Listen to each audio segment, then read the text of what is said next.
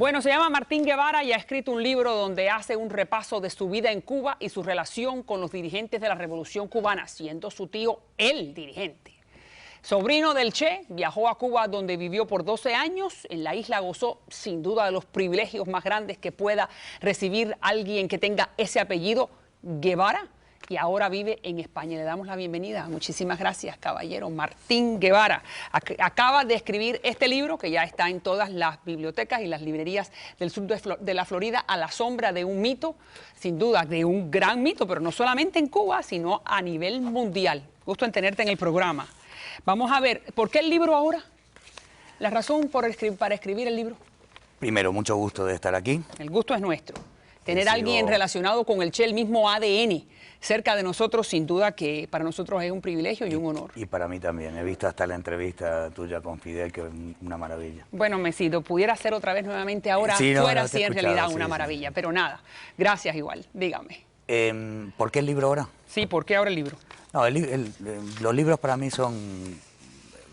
Yo los vivo primero.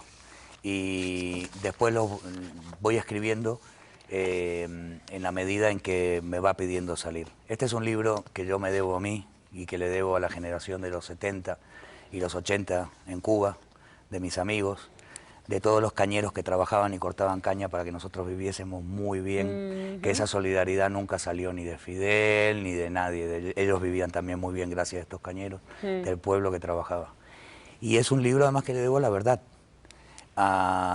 Primero a mí con el peso de todo ese mito, no solamente del mito, sino del mito de la izquierda benevolente, de la revolución, de que esto trae paz y amor al mundo. Sí. Cuando quedó comprobado que desde la de 1917 hasta las últimas, poco de eso. Poco de eso. Poco de eso para las masas. Poco de eso para las masas. Bien. Dime, el ser relacionado, en este caso es sobrino, es una línea sanguínea bastante cerca. ¿Qué representa para ti? ¿Cuán peso tiene? Sí, es muy cerca porque los Guevara eran muy unidos. Desde los Lynch, desde los Guevara, desde que vinieron de España a América, a Argentina, eran muy unidos. Y es una familia terrateniente, de las tradicionales, de las clásicas, con los cuales siempre se mantuvo ahí, ¿no?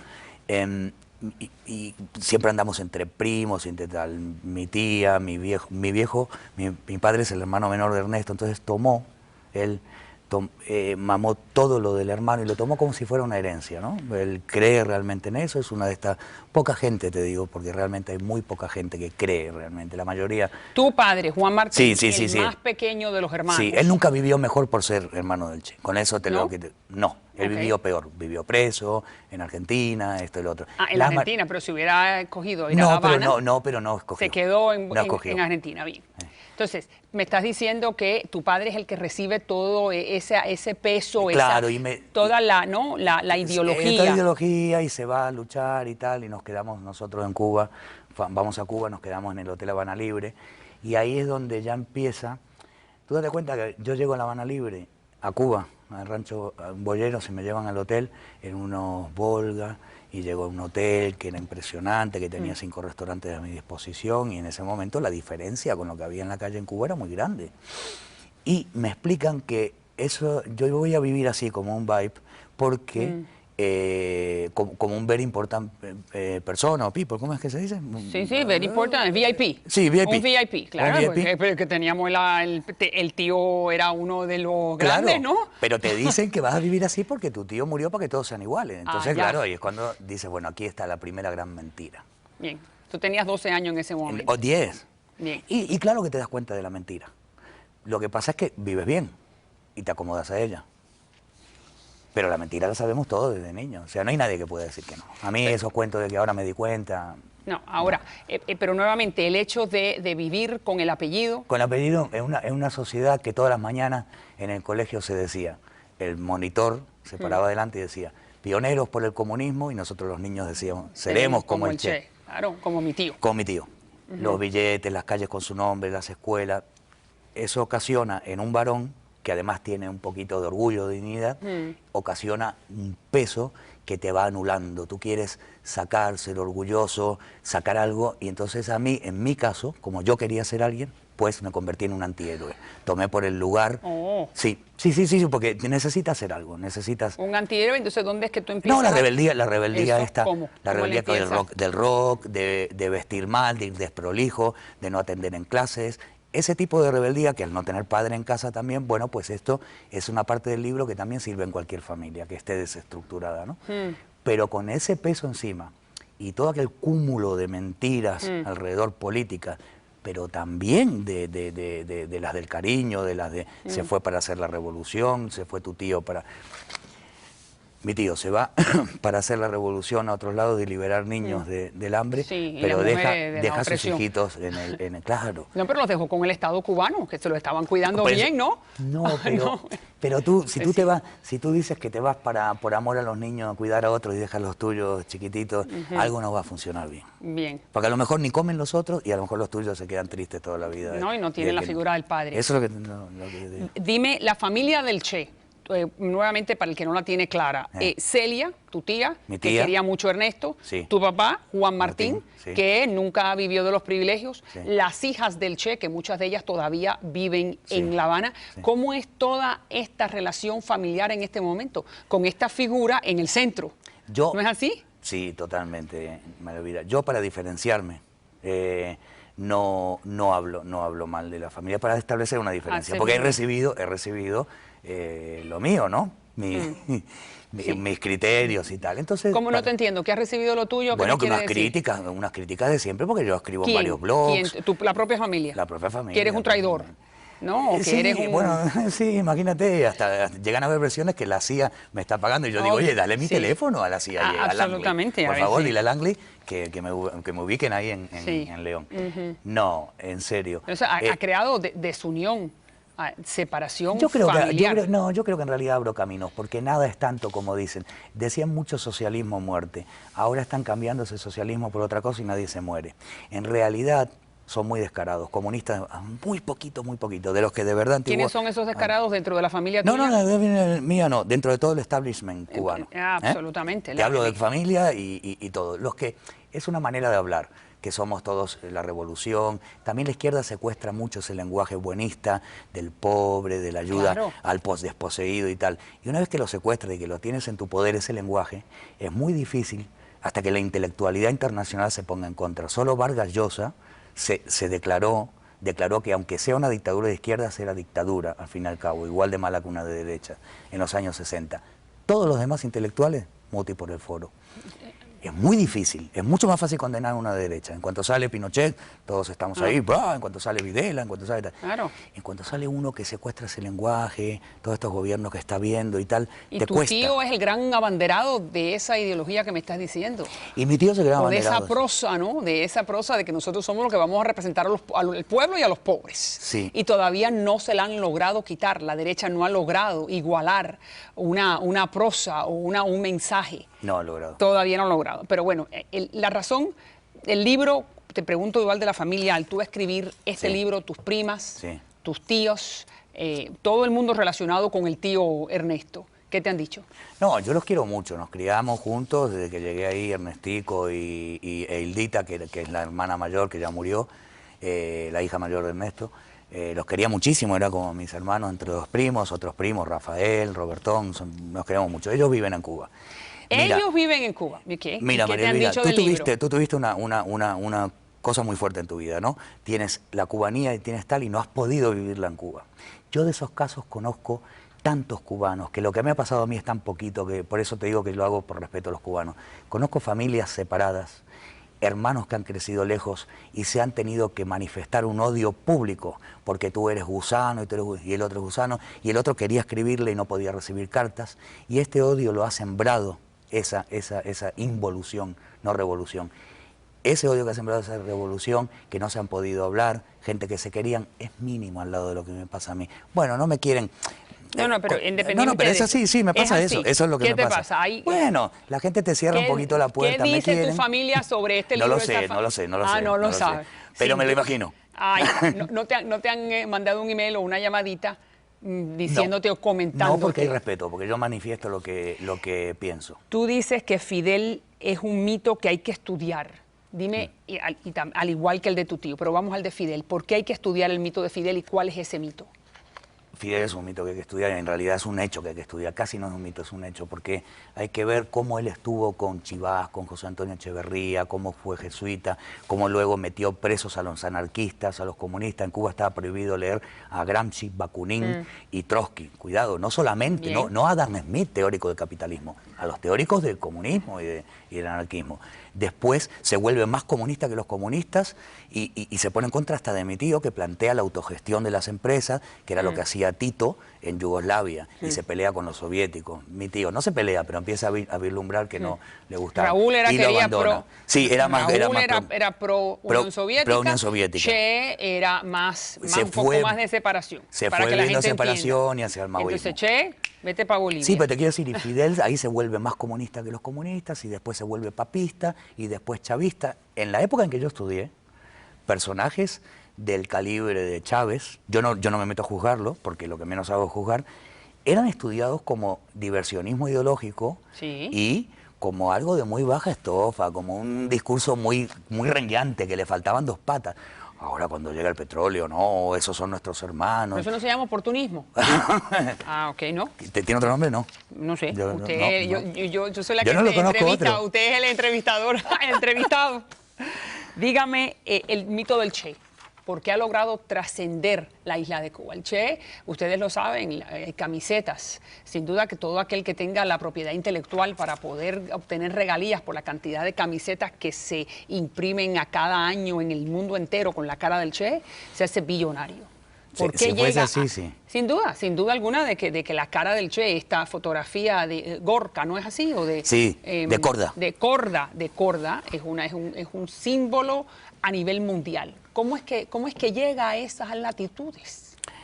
Yo creo que ahí... ¿Te lo has preguntado? Ahí, sí, y en eso he ocultado mucho. Ahí interviene el hecho de que el Che hizo todo ese camino occidental de la primero muy romántico, era un tipo que realmente leyó mucho, fue muy culto, muy tal, después conoció, me imagino, aquí ya no puedo juzgar, ¿no? El libro no es sobre el Che, pero ahora te respondo eso. Conoció la batalla, la sangre de ambos lados, recibirla y darla, luego el aburguesamiento de los ministerios, y luego rompió con eso. Y de alguna manera a mí, yo sí retomo mucho ese tío que fue en el camino hacia la muerte, además muy consciente. Él no era un gran político, él no juntaba masas, él tenía una cantidad de 100 personas y se le quedaban en 5.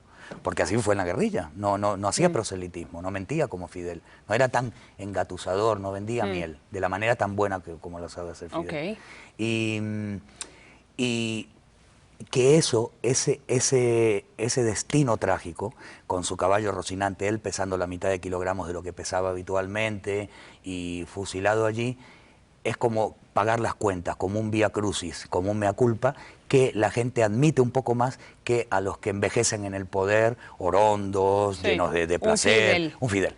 Y entonces representa eso. Y después ponle que Occidente, siempre la gente entre los 30 y los 40, desde Cristo hasta todos los demás, Jimi Hendrix, Janis Joplin, Brian Jones. Está buscando un héroe. Sí, Oriente no. Los chinos necesitan gente con los pelos largos, o sea, que sea Confucio, Lao Tse, viejos. Nosotros admiramos la belleza y la juventud. Y el Che era fotogénico y juntaba todo un poquito de estas cositas. Y era joven, y era revolucionario, y era idealizador. Y era revolucionario, y después la gente, hace un mito de eso, ¿no? Te lo junta con Bob Marley cuando...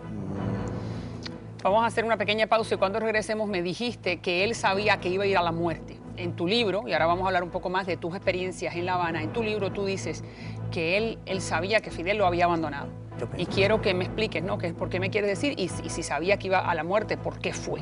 Estamos hablando con el señor Martín Guevara, que es el sobrino del Che, que acaba de publicar este libro, A la sombra de un mito, a la sombra de su tío. Sin duda que acaba de salir al mercado y me encantaría que continuara con nosotros para escuchar más anécdotas. Ya regreso.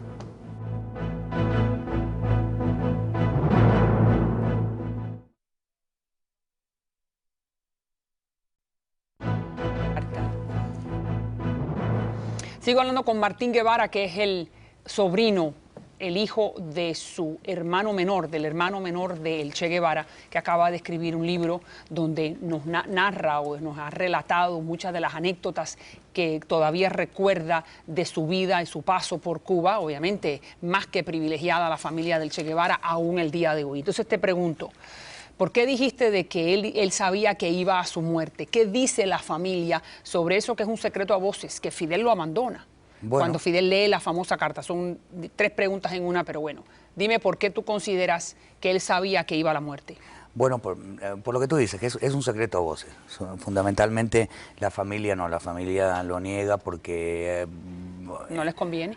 No sé. hay una parte que no les conviene. Yo me fijo ahora exactamente en la gente que tiene dignidad, en mi padre, en mi tía. No, el socialismo, la represión en los países comunistas ha tenido una particularidad increíble que no la ha tenido en ningún país capitalista. La gente en la Unión Soviética era capaz de escaparse de a 100.000 personas a través de los montes Urales hacia Hungría antes que juntarse y luchar. En Alemania de saltar el muro y que los baleen, y en Cuba de tirarse al agua y que los coman los tiburones, de a 125.000 antes que juntarse 10.000 personas nada más y cambiar el sistema. Eso mismo se ha metido dentro de nosotros. Es muy difícil cuando te crías ahí sacarte esto. Yo conozco gente que le sigue llamando guarapo y habla así a escondidas de Fidel cuando ya lleva 3 años en España. Y para hablar de Fidel hacen así y te hablan de una manera... Lo vemos en Miami todo el tiempo. El miedo está en el estómago. Queda en el estómago. Y entonces, ¿qué me quieres decir con eso? No, de que la familia de Guevara también... No el miedo, sino el aleccionamiento y la manera de pensar que aun cuando están viendo la realidad, aun cuando estás viendo que Fidel hace esto, es que es un mago de la mentira. Hay gente que todavía cree en él. ¿Cómo vas a creer en él si fue jesuita, fue comunista, es papista? Claro, pero tu familia en particular creen, sí, sí, se llevaron los huesos cuando los encontraron en Bolivia, los enterraron en Santa Clara y fue la familia. Pero ¿y esa familia tuya, esa familia que está dividida, algunos piensan como tú, otros todavía están cerca de La Habana? Como yo.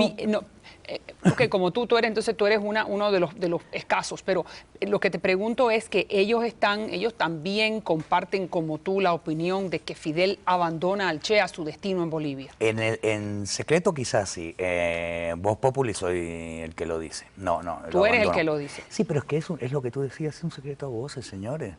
Sí, ¿cómo me vas a decir que Fidel no se podía meter si después metimos, porque yo vivía en Cuba, se metieron en Etiopía, en Mozambique, en Angola, de a cientos de miles? ¿Cómo decir que no se pudieron meter? La carta de despedida que lee Fidel, que supuestamente era una carta personal de tu tío a Fidel, pero Fidel la lee en público. Sí. Entonces, en tu libro estás diciendo de que eso fue la sentencia a muerte. Yo creo que sí, porque son... ¿Por qué la vergüenza? Claro, la vergüenza, el orgullo, las grandes habilidades de Fidel, ¿no? Leer... Ya el Che había planteado un alejamiento de las teorías de Carlos Rafael Rodríguez, económica, y ellos sí se querían alinear con el CAME, con el Comité de Ayuda Mutua Económico, con los países socialistas del Este. Entonces, de a poco, Fidel lo tenía complicado, hacerle una cama no era fácil, aunque ya yo creo que lo había aprendido bien con Camilo, con Uber Matos, con Fran País, y la hizo de esta manera, leyó la carta, permitió que se fuera. Al leer la carta de un hombre que tiene un amor propio, es muy difícil que vuelva a un ministerio. Y más cuando ya estaba por irse. Y además cuando ya había diferencias. ¿Qué comentario alguno dentro de la familia que hizo el mismo Che al escuchar que Fidel había leído la carta? Dentro de la familia no. Yo he escuchado comentarios de combatientes que estuvieron con él que eso lo deprimió, que realmente le molestó muchísimo, muchísimo. Y bueno, a Fidel no se le podía reclamar, ¿no? Se le podía reclamar. Pero no sé, se le reclamó en algún momento en privado, podría haber sido. No, yo creo que el mismo Che murió sin saber, porque es que el engatusamiento de Fidel no es fácil, Maravilla. Lleva 55 años y hay gente que sigue creyendo en eso. Maestro. No en Cuba. En Cuba ya no creo que... En Cuba la gente es por conveniencia, pero en Argentina te encuentras gente que me dice, pero comiendo un asado, con una cantidad de propiedades, viajando, que cómo me atrevo a hablar así de Fidel. Le digo... Pero tú estás claro de lo que serías tú. Tú estarías preso a las 2 horas de estar como un cubano. Dígame 3 anécdotas en el libro que se destacan, que quiere compartir con el público. Yo una que recuerdo mucho es cuando llevaba todos los días de La Habana Libre, yo me pedía un desayuno que era en el mezzanini, me traían un plato, yo quería huevo frito nada más, traían huevo frito, jamón, queso, de todo. Entonces el jamón y el queso lo metía en un panecillo, le ponía mantequilla, lo envolvía en una servilleta y me lo llevaba al colegio, para darle a los amigos que no tenían. Había algunos que no habían chocado con el jamón nunca. El portero también le daba para que me dejara escaparme antes de que terminaran las clases o este tipo de cosas. Y Y entonces todo el mundo, abierto, abierto, abierto, dame a mí, dame a mí. Y un día me vino a ver uno del ICAP o del Departamento de América, lo que nos atendía ahí a nosotros, a los Guevara, para decirme, mira Martín, aquí todo el mundo es igual. Aquí hay una revolución, tal, pero todavía no está todo conseguido. Hay muchachos que no pueden comer eso. Sería mejor, conveniente que no lo lleves al colegio. Y entonces yo comento que ahí descubrí dos cosas fetiche de la revolución. La usurpación de la verdad y el deseo del jamón. Y el deseo del jamón de muchos cubanos. El deseo del jamón de muchos Esto es cubanos. 1970. 74, Wow. 75. 15 años después de la revolución y todavía todo el jamón no se había conseguido para toda la población. No, Rima. pero nunca, absolutamente nunca. Luego, cuando a mí me decían, yo tomé por tener pequeñas actitudes rebeldes, que después fueron a mayores, ¿no? Y en la vida personal me ocasionaron severos, tuve que luchar, y por eso cuento la historia, que todos podemos ir hacia arriba después, que hay que encontrar el camino personal también.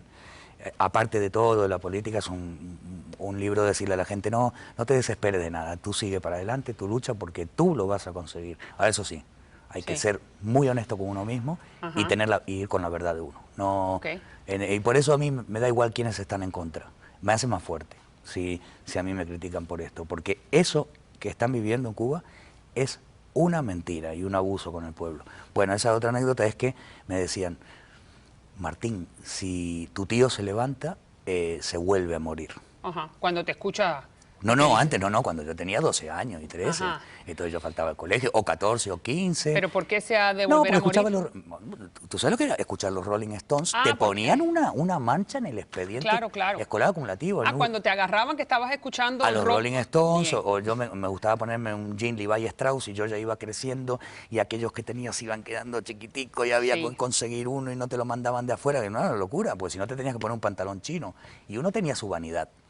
Todos, el cubano también, y te la destruían con esa cosa igualdad soviética y china. Y entonces me decían, con esa cosa capitalista, yo no tenía nada capitalista, soy lo más de la literatura, lo más despreocupado y bohemio que puede haber, pero a mí me gustaba un Levi Strauss. Obviamente. Y lo que me gustaba escuchar a mí era Jimi Hendrix y Rolling Stones. ¿Cuál es el pecado? Eran hasta símbolos de que en este sistema estaban opuestos en el sistema. Fíjate tú que cerrados. Al imperio. Que en ese momento estaba. Sí. Muy bien, es entonces, increíble. ¿qué te decían los dirigentes o los que te...? Si el Che se levanta, se vuelve a morir. Entonces ahora es cuando yo estoy viendo estas cosas que están abriendo los puertos del Mariel, las cosas, cambiando todo el sistema para quedarse ellos y quedarse en la casta. Yo creo que quieren hacer algo como China, ¿no? Partido único. El modelo chino, que es nefasto. Ahora hablamos en el próximo segmento. Y ahora yo les quiero decir, si el Che se levantaba y me veía a mí, quizás se volvía a morir. Pero si te ve a ti, se muere seguro. Pero antes de morirse, te da una buena patada en el trasero. Le diría a Raúl y le diría a todos estos que están haciendo esto. Contigo se moría, pero además te da una buena patada en el trasero. Dime otra anécdota más que también... Como a la vuelta de... Bueno, anécdotas tengo cientos. Lo que pasa que del libro exactamente... ¿O alguna que te ha tocado la memoria? Que te ha marcado la psiquis, que piensas que es importante compartirla. Bueno, para mí todas las que tienen que ver con la Embajada del Perú y el Mariel de 1980. Dime una. Eso fue tremendo, fue tremendo. ¿Por qué tremendo? ¿Tremendo porque para ti? Fue tremendo para mí, para mí verlo y para el pueblo. Yo creo que fue la primera vez en que todos tomamos noción de que los 125.000 que se fueron ya no eran de la antigua burguesía cubana, ni explotadores, ni de la United Fruit Company. Eran gente formada hombres nuevos, ¿no? Hombres nuevos, eran gente formada en la revolución. Pero es cierto lo que me dice de que muchos dirigentes cubanos, bueno, por lo que me estás diciendo, te incluyes tú en ese grupo, que se dieron cuenta por primera vez realmente de que aquel pueblo no estaba ciego y a los pies de esa ideología. Esa es la realidad. Ni siquiera la alta dirigencia sabía la inconformidad de ese pueblo. No lo sabía. Pero no habían encuestas internas, o supuestamente el Consejo de Estado y de Ministros, la dirigencia, los Castro saben a través de diferentes encuestas que hacen usualmente qué es lo que está sintiendo el pueblo, ¿no? Efectivamente. Dijeron, abrimos la Embajada del Perú después que la guagua se metió. Entonces no lo sabían, es lo que me estás diciendo. No lo sabían. No tenían conciencia de la inconformidad de ese pueblo. María mira, si lo hubiesen tenido no hubiesen dicho que entre todo el mundo en la embajada. Se llenó 10.000 personas, eso fue una propaganda malísima para Cuba. 10.000 personas, estamos hablando que quedaron contra las rejas la gente y tuvieron que parar, porque si no se metían al techo uno arriba de otro. Y después dijeron que salgan 125.000 y se cortó. Bueno, Jimmy Carter se acuerda muy bien de Jimmy eso. Carter. ¿Y qué pensaste tú en ese momento? No, yo lo que pensé es que yo vi golpizas a gente dentro del CDR. El CDR empezó para cuidar la revolución, pero se convirtió en un organismo del chisme, de la chismografía. Y como se hacía en la Santa Inquisición en España, se delataban, era que delataban a una mujer adúltera o que era muy bonita por envidia y la mandaban a la hoguera, pues en el CDR se convirtió en eso mismo. Organismo de delación, pero por chisme de barrio, ¿no? Tú estabas escuchando la CBS Miami, porque te gustaba escuchar, qué sé yo, Gloria Gaynor o no sé qué, diversionismo de loco. Absolutamente. O peligrosidad. Peligrosidad. Me encanta ese cargo, que es un cargo legal muy sui generis, ¿no? Muy de Cuba. Ya regreso más. Continuamos con el libro y lo que pasa hoy en Cuba, la corrupción. Vamos a empezar con el último caso que se ha reportado. Ya regreso con Martín Guevara.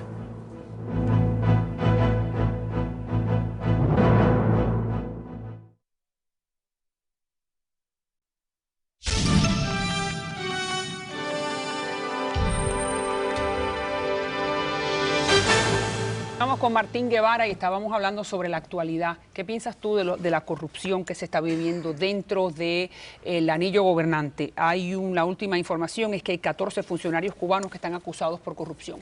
Pero no solamente este no es el primer caso, sino ahora se ve más y más que el gran anuncia que los hermanos revolucionarios han caído en pecado. Eso antes no se veía tanto. ¿Qué piensas tú de eso? Antes no salía tanto. Antes la corrupción no estaba estrechamente ligada al dinero, porque ahora se cae, se desmorona ese sistema y es el dinero, la divisa contante y sonante en todo el mundo, la que les va a asegurar una buena vida. Antes pensaba que el socialismo iba a ser eterno y la corrupción era de poder. Es correcto, sí. Lo que querían era poder, no poder tanto divisa. Y se dime, tú me dices que ese régimen se cae. ¿Cómo se cae? Bueno, aunque sigan los mismos mandamás, lo que se ha caído es todo el sueño. Eso se cayó desde los 60, desde que programaron. Pero un cambio de régimen, un cambio donde se abre el juego político. El juego político yo creo que no lo voy a ver. ¿No? Al final sí, pero no porque ellos lo abran, sino porque la realidad se abre paso. La vida, cuando abre una grieta, se va a meter por ahí la realidad. ¿Y hacia dónde va entonces Cuba? ¿Hacia el modelo chino? Yo espero, y esa es una de las funciones de mi libro, que haya... que entre todos se unan y no permitan que eso ocurra. Cuba, quédate ahí, el modelo chino es nefasto. Sería nefasto, ¿correcto? Explicarle al público por qué sería nefasto. Yo también lo pienso así. Nefasto, son 100 años más de comunismo. Efectivamente, ¿no? Y ya no solo de eso, sino Pero ¿cómo se evita que el modelo chino no sea el que se instaure después del modelo comunista o el modelo leninista? Bueno, yendo la gente que tendrá interés en manifestar sus diferencias tendrá que abrirse paso dentro de Cuba, hablando, luchando por formar partidos, por formar asociaciones. Están presos, los que tratan de hacer eso están presos. Están presos, o claro. En el exilio. Están en el exilio. Efectivamente, yo sé, pero cada vez tendrá que hacerse, es que no hay otra manera. Dime la actualidad de hoy en Miami, ¿dónde se equivoca el exilio, si en algo? Yo no lo sé, ya sería muy petulante yo decirle algo así al exilio como que se equivoca, ¿no? Pero... Bueno, sí, con las mejores intenciones. Yo llevo 52 años desde que nací escuchando, tenemos que hacer esto, nada ha funcionado. Mira, María Elvira, tú le sacas una fotografía a Cuba de donde era el hombre nuevo en el año 59 y el otro día vi un vídeo del año 30 que había el doble de automóviles que en la mejor de las épocas del fidelismo. Tú le sacas una fotografía a La Habana del 59 y sácale una del 2000, no 14, no lo sabemos, del eso 2005. lo sabemos, pudimos haber sido Hong Kong. Pero sácale una del 2014 y todo caído. Y saca una de Miami del 59 y una de Miami del 2014. El hombre nuevo está aquí. Entonces por eso yo no puedo criticar a Miami, porque yo veo que la fuerza de trabajo, el cubano, cuando yo lo veo aquí, no tiene nada del vago que tiene la fama. Pero eso es la parte económica, la parte política. La parte política... por ejemplo, el bloqueo le ha dado mucha ala. Esto te lo escuché decir a Joanny, que piensa igual que yo, porque mucha gente aquí piensa que el bloqueo ha servido a dos extremos para mantenerse, para tener el embargo una solamente justificación. le da una buena excusa al régimen para mantenerse. Como le da la Falklands a la Argentina cada vez que se encuentra mal económicamente, para decir, las Malvinas no son inglesas, son argentinas, y se unen todos en esa proclama patriotera de baja estofa. Canto de sirena, que sí, lo que te hace es marear. Canto de sirena. Un gusto, siempre. Se me acabó el tiempo, mío. pero bienvenido siempre a este mío. programa. Y bueno, ahí está el libro para todo aquel que lo quiera obtener. Gracias nuevamente por estar con nosotros. Gracias. A la sombra de un mito, del tío, el Che Guevara. Gracias, Martín. Ya regreso. Gracias.